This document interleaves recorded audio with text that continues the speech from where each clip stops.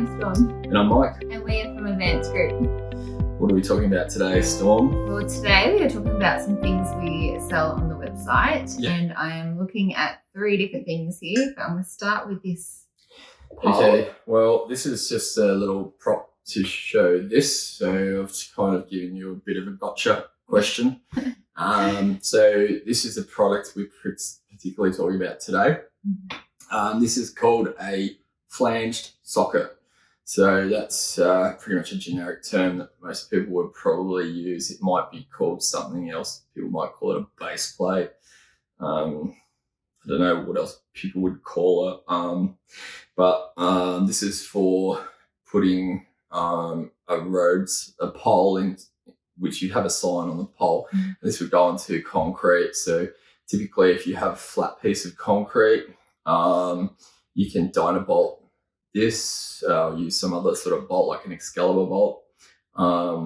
We do sell Excalibur bolts, which I prefer over the Dynabolt. They don't come with this product. However, you can add them as an optional extra, or you can buy different bolts individually from our website if you search for them. So is this where you use to put up any sign? No, this would be where there's existing concrete normally. Okay. So there are a few small other uses for it, but primarily 99% of the time you would hopefully have some flat concrete that's pre-existing. It's already been there for however long, and there's the easiest way, or the best spot situation for the pole and the sign would be where there's concrete. And so obviously the best way, rather than one of the other solutions for installing a pole and a sign in that location, would be to use this because it's cheaper, quicker, easier, faster. So probably if you're a road sign or street sign type traffic sign installer, you might use these in maybe 20% of applications for installations.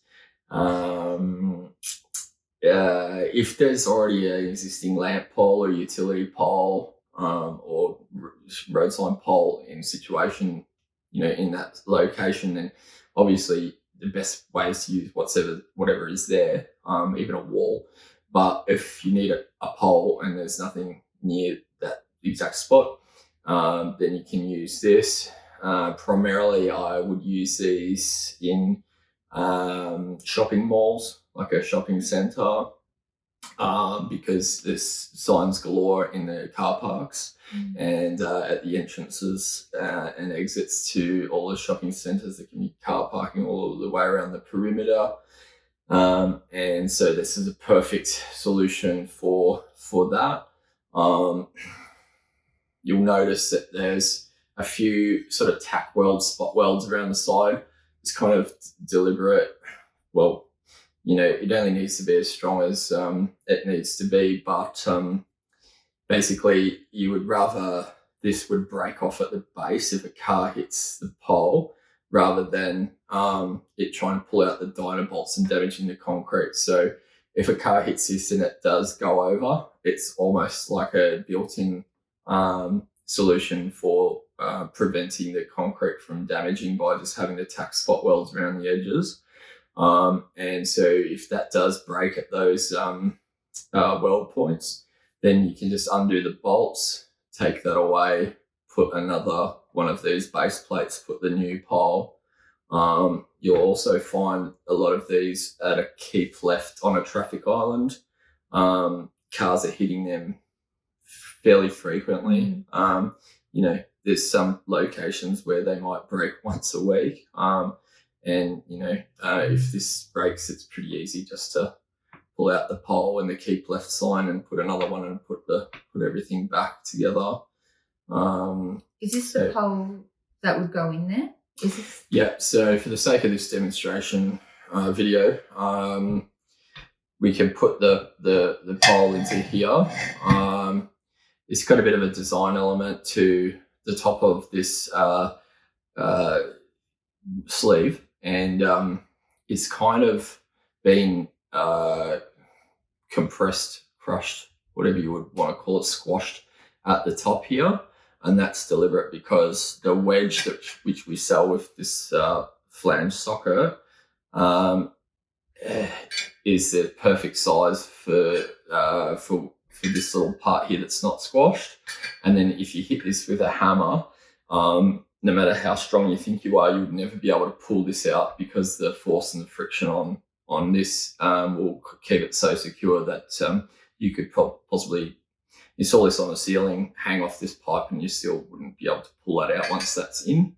We do sell special tools to remove this if you can't get it out with a hammer or a mallet. So sometimes they're so stuck in that you need a special tool, which we do sell. This is just called a post wedge.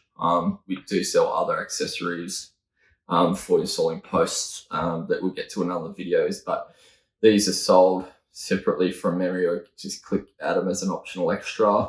So that's a post wedge. It's very strong. It might put a small minor indentation in the pipe when you bash it in, which is good because that means it's really holding very strong. Yeah. Do we sell numerous sizes in these poles? Yeah. This is an offcut for the purpose of this demonstration. Okay. There's all different lengths. Yeah. So we have maybe 5 or 6 different set lengths that we sell them in for different signs. Yeah. And so depending on the application is depending on the size of what height you need the sign to be at, how big the sign is, etc. I have actually used these for other purposes in the past. Like I've put convex mirrors on them on a fence top gate post, fence top, or brick wall fence top. I have hung these from ceilings just with this system to be able to mount a convex mirror on. So yeah, it's got several other uses that you could use it for that's outside of the box thinking. Is there any other thicknesses of these, like the pole, roundness? Like, is there any more of these? Or is it just one size and then you just got all the same size poles with different lengths? Or yeah, primarily it's this for this size pipe. Mm-hmm. So this is a 60 mil outside diameter pipe. Just be aware that there's 2 different measurements that people give when they're talking about pipe. One is an internal diameter, which is the diameter inside of the pipe, and one is the outside diameter. Mm-hmm. So some people will call this a 50 mil nominal bore pipe, but in our industry we'd call it a 60 mil outside diameter pipe. Just be aware that the majority of street signs, traffic signs are on a 60 mil outside diameter pipe. And that's just an industry standard, which is why this fits perfectly and it's purpose made for this reason. It's got hot dip gal finish so it won't rust. Mm-hmm. So it'd probably be fine in the elements for 50 years, even if it's in standing water. The base plate's pretty thick. Everything's pretty thick with the sleeve and the base plate.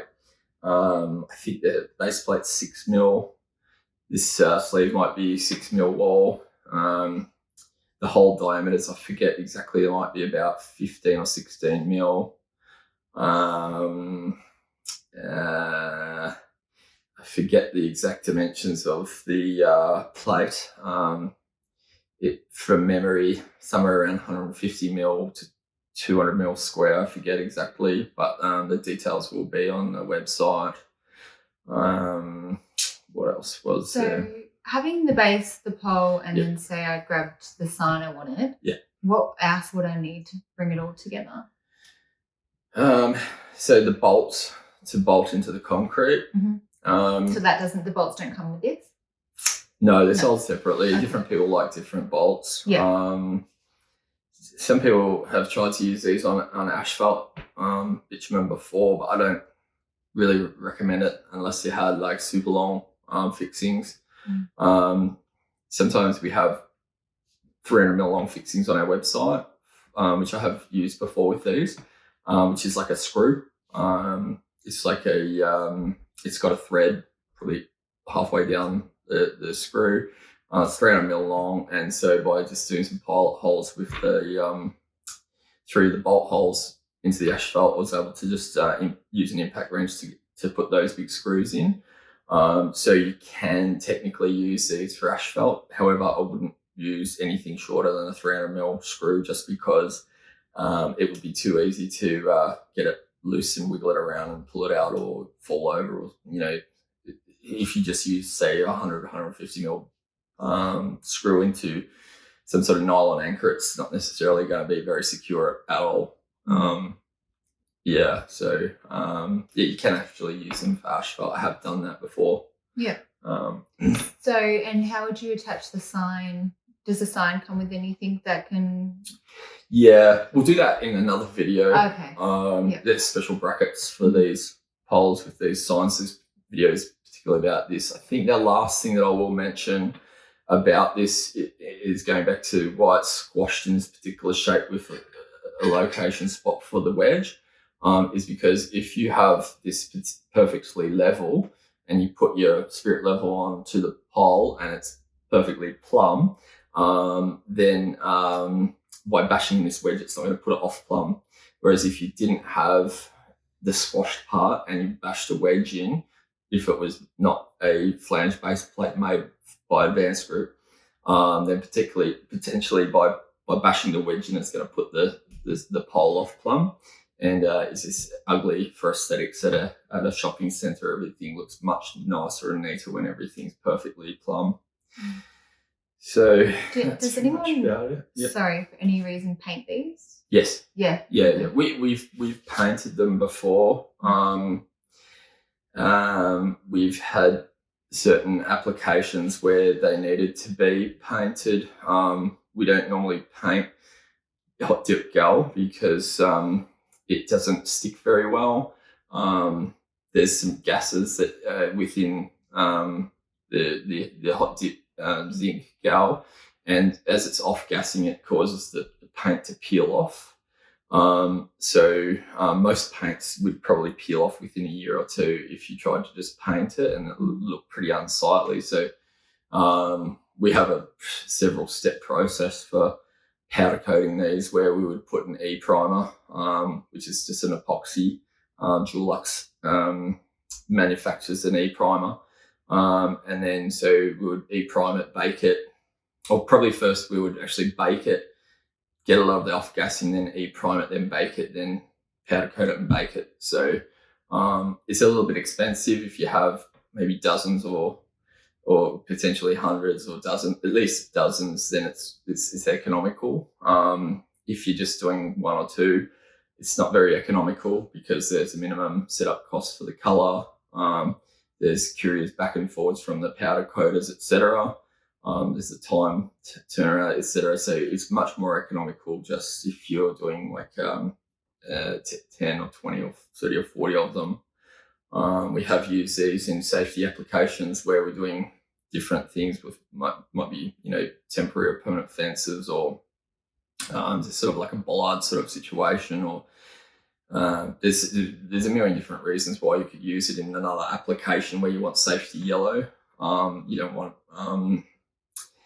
it to stand out. Maybe you might have like a rail which is for a holding rail at an intersection or something like that, and the pipe, which might be a U-bar or something like that, might be yellow. And if this is gal, then it's not going to look very good. Whereas we have powder coated these in a safety yellow to suit the bar, the U-bar, for a holding rail. So yeah, not paint as powder coat, because powder coat is much more resistant to UV, way better finish. It's cheaper in a way if you're doing bulk, and the durability is just much better. So if you hit it with a hammer, it's not going to chip off as badly or easily as normal paint would. So that's about it. If you want to buy this, you can buy it from www.advancedscript.com.au. And if you like this video, you want to see more videos like this, please like and subscribe. Thanks. Thank you. Bye. Bye.